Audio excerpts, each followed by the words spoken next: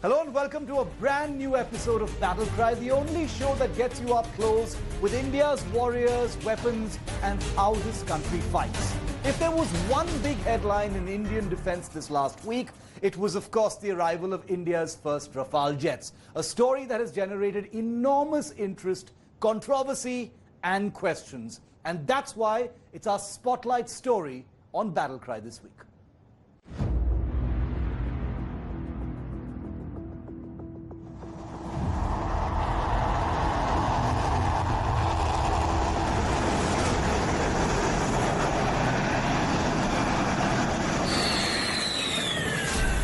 India's Rafale Raj has begun.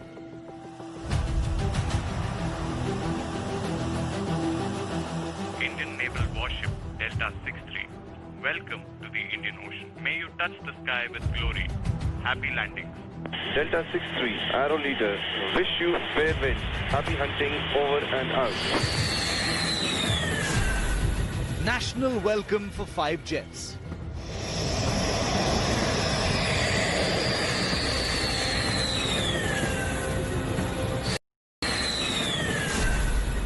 One more Rafales by next year.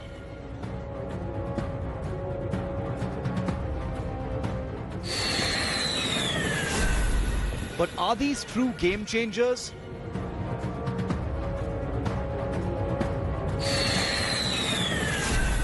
Why the huge attention to these fighters?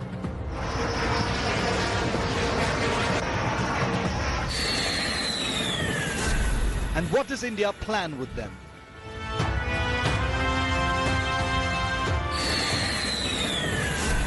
Big aircraft, big milestone.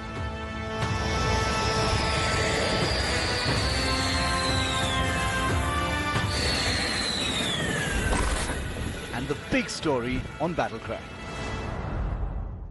Now that the Rafales are here in India, how soon will they be ready for combat?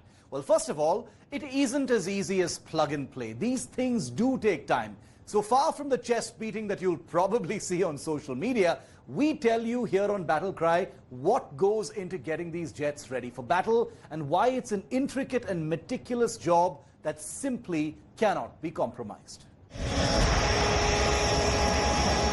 No ordinary touchdown. Those wheels touching the tarmac, not just the beginning of a new era for the Indian Air Force, but the culmination of 2 decades of fruitless pursuit. This past week, India's newest jets, the first of 36 Rafales, flew into their new home in Ambala. As a nation watched, the jets were escorted like VIP guests through Indian airspace.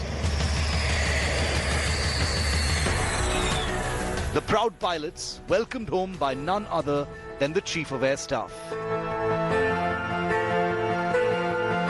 The celebrations rounded off with this Kodak moment. But there's no time for extended celebrations, as war-waging assets that have arrived amidst border tensions, the pilots of the Golden Arrows squadron won't have a moment of rest.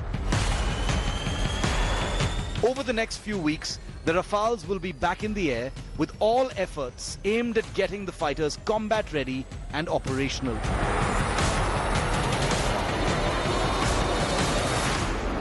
With arrival formalities complete, the Indian Rafales are in fact already back in the air, with training flights commencing. Over the next few weeks, ground weapons integration tests will be conducted, followed by crucial checks on how the Rafale sensors work in Indian conditions. This will be followed by fine-tuning of electronics and systems, all towards the chief effort of generating combat tactics, a blueprint of how this jet will be used in India. While the Rafale is combat-proven and has operated in conflict zones before, the vagaries of Indian geography, terrain and mission demand that the Indian Air Force leaves no stone unturned in making this a truly Indian jet. Even software code will need to be fine-tuned to suit what pilots discover about the jet in Indian skies.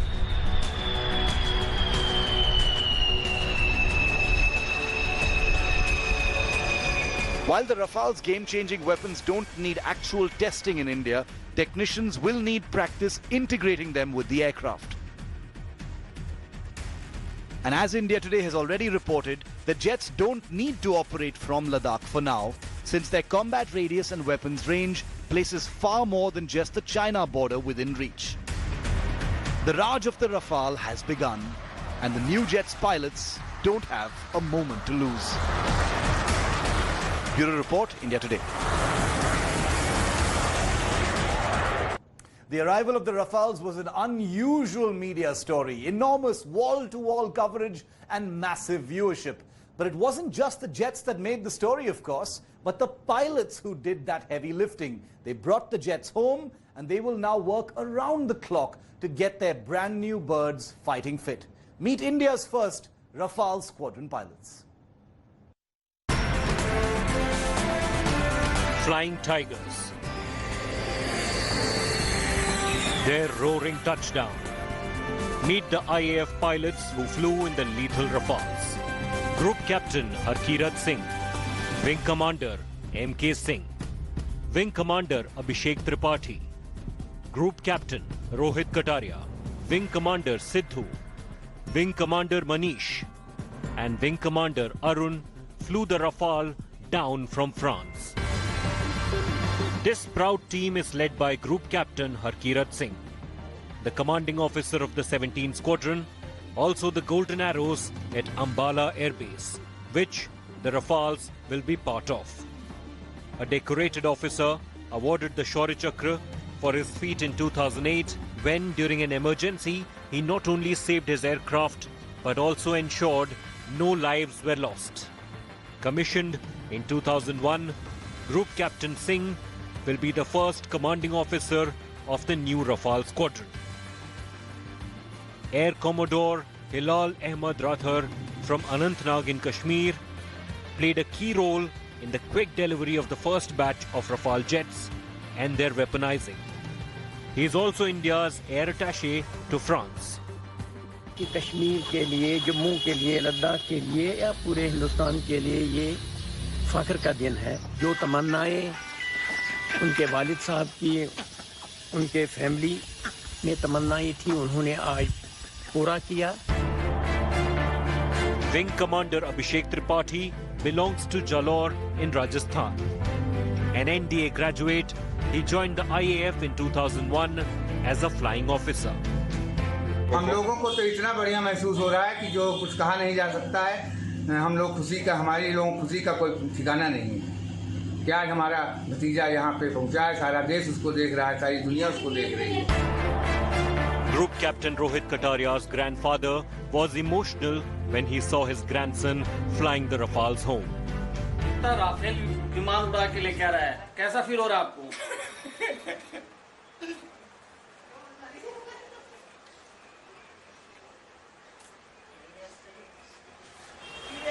बहुत खुशी है, बहुत ज्यादा।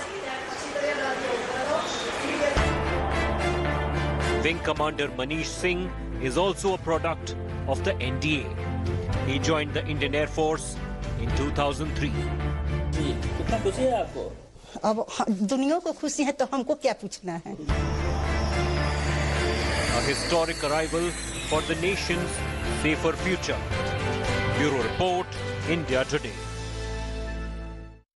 The Rafale squadron's new home is Ambala in Haryana, and their base is one of India's oldest, one that has seen jets take off in India's past conflicts as well. Here's a look at why Ambala was chosen as the Rafale's first Indian home.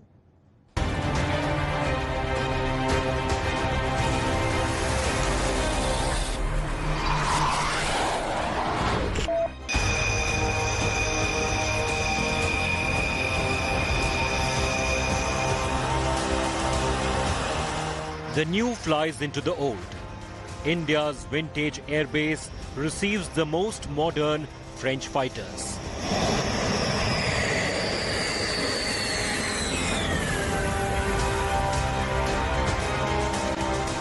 An incomparable intersection of the world's leading military craft and India's oldest airfield.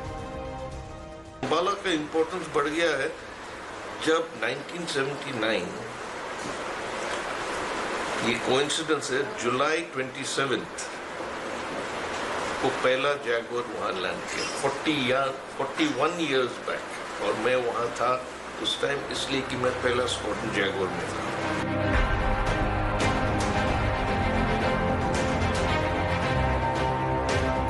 A stunning moment in the 100-year history of Ambala's Air Force Station. Ambala's tryst with military aviation began a century ago.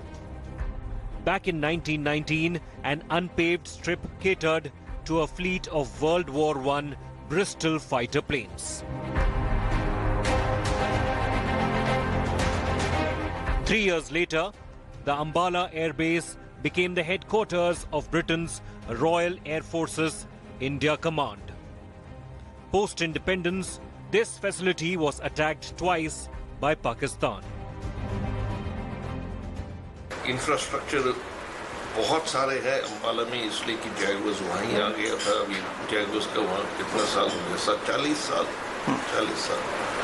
काफ़ी infrastructure है। Infrastructure ये नहीं कि खाली उन जहाज़ को रखने के लिए, जहाज़ को मेंटेन भी करना पड़ता है। हमारे जो वेपन सिस्टम्स आएंगे इसके साथ उनको एक स्पेशल मतलब एनवायरनमेंट में रखना पड़ेगा। आजकल का जहाज़ बहुत एडवांस टेक्नोलॉजी के है।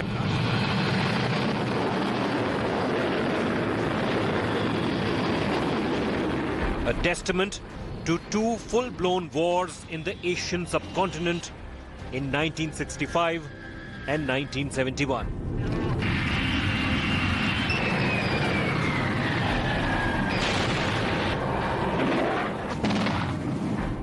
Ambala's airbase has seen some of India's finest war heroes.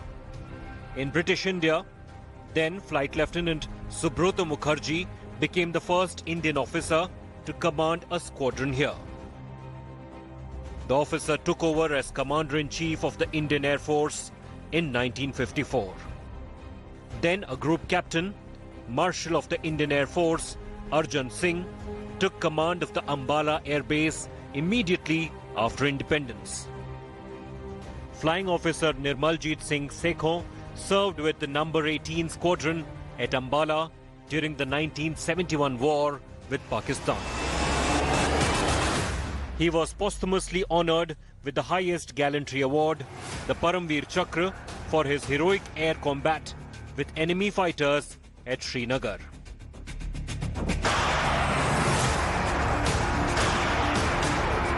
During the 1999 Kargil conflict, Jaguar fighters flew multiple sorties from Ambala for strategic missions.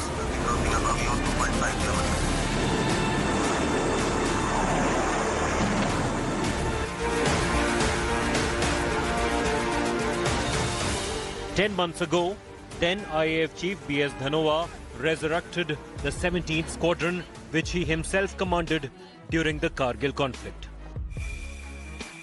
These lethal new birds will be part of the same Golden Arrow Squadron.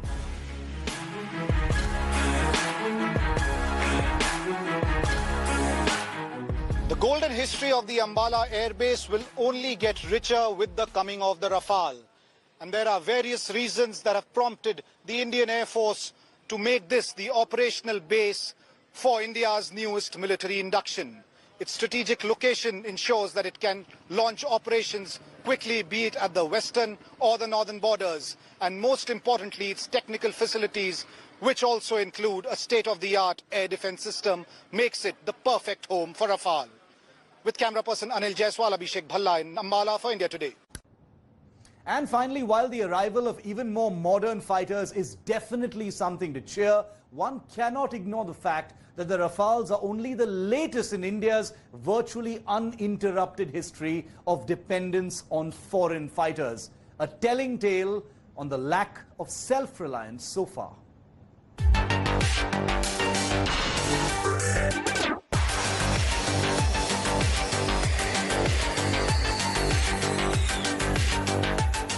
A milestone week for the Indian Air Force. Brand new fighters. An occasion to celebrate surely, with capable modern jets joining the force. but also a reminder of India's virtually uninterrupted dependence on foreign fighter jets. The Rafales are only the latest in a history of India's foreign fighter imports. Let's take you back to see just the last 10 prominent fighter aircraft imported into India.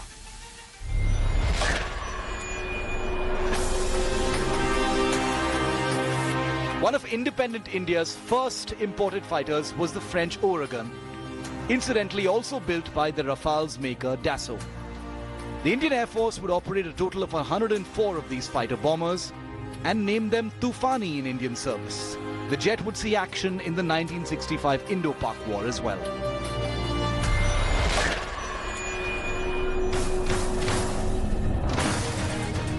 India would tap Dassault once again a few years later in 1957 and order over 100 Mystère jets. These fighters would see extensive use in the 1965 war, especially in dogfights with the Pakistan Air Force's much more capable American-built jets. And while the Mystères saw action in the 1971 war, they were retired soon after.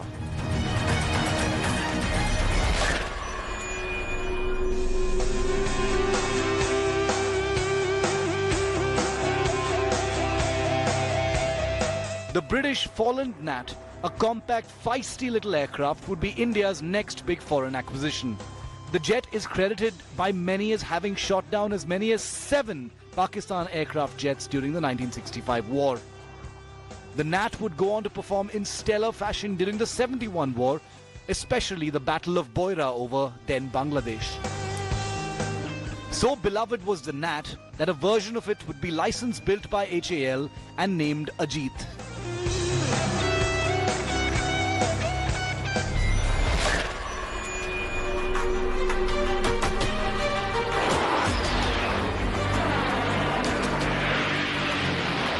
In 1964, the MiG-21 became the first supersonic fighter to enter service with the Indian Air Force.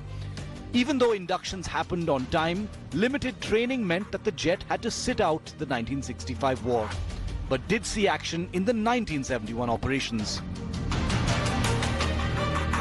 Since its first arrival, the Indian Air Force has operated over 1,200 MiG-21s.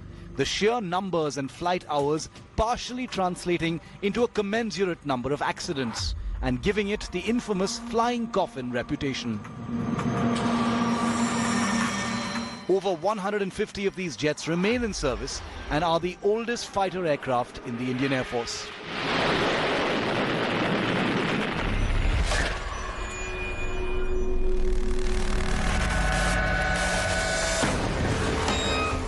The swing-wing MiG-23 was the next MiG to enter Indian service in the early 80s. Beloved by aviation aficionados, the jets would see action in Operation Safed Sagar, the Indian Air Force's air operations in the Kargil conflict. The last of these jets were retired in 2009. India also acquired the MiG-27, a version of the MiG-23 optimized for ground attack, with the last bowing out just last year.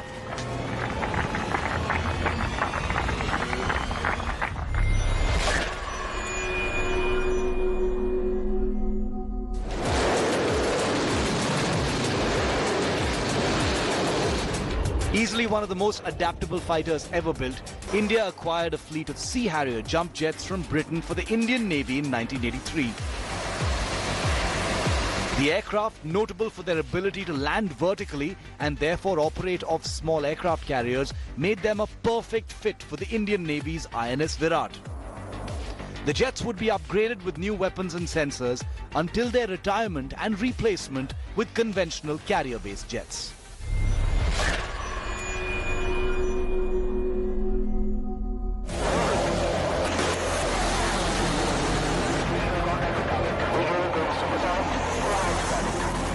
In 1985, the Indian Air Force began by far its most fulfilling fighter ownership experience when it acquired the French Mirage 2000. The beloved and capable jets would not just be rigged for historic precision bombing of mountaintop targets like Tiger Hill and Munto Dalo in the Kargil War. but would be the jet of choice for the 2019 Balakot airstrikes, a full 35 years after they entered service. Now under upgradation, the jets are more formidable than ever and still part of frontline defences.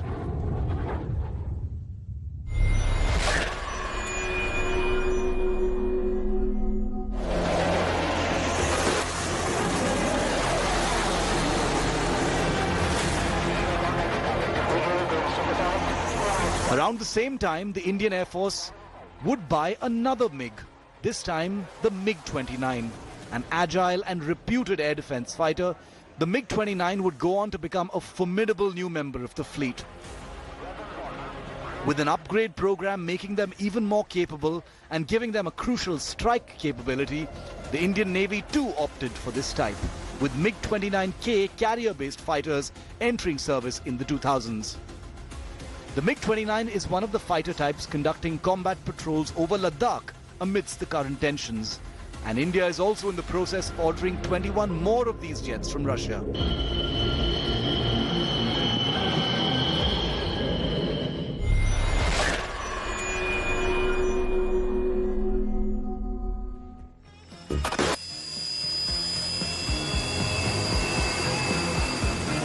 In 2002, India began inducting its biggest foreign fighter.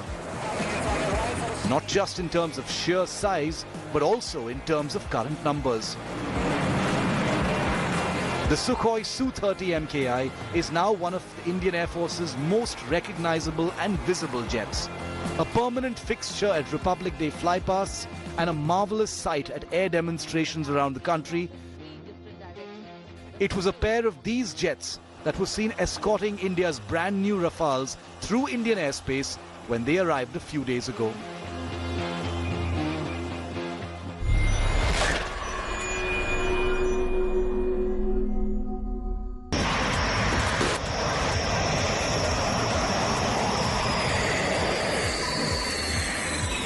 And that brings us finally to the new kid on the block. The newest fighter India has chosen to import, the Dassault Rafale from France. Images that India won't forget in a hurry, but also serving as a stern reminder of India's unending dependence on other countries for military aircraft. Bureau Report, India Today. Battlecry wishes our new Rafale pilots, ground crew, technicians, mechanics and their families the very best and happy landings. And remember, like we always say here on this show, India will have only realized its true strength when no soldier needs to be sent into battle and no weapon fired. Thanks for watching. See you again soon. Hello everyone, this is Rahul Kamal here. Hope you enjoyed this video. For the latest news and analysis, like and subscribe the India Today YouTube channel and don't forget to press the bell icon to stay updated.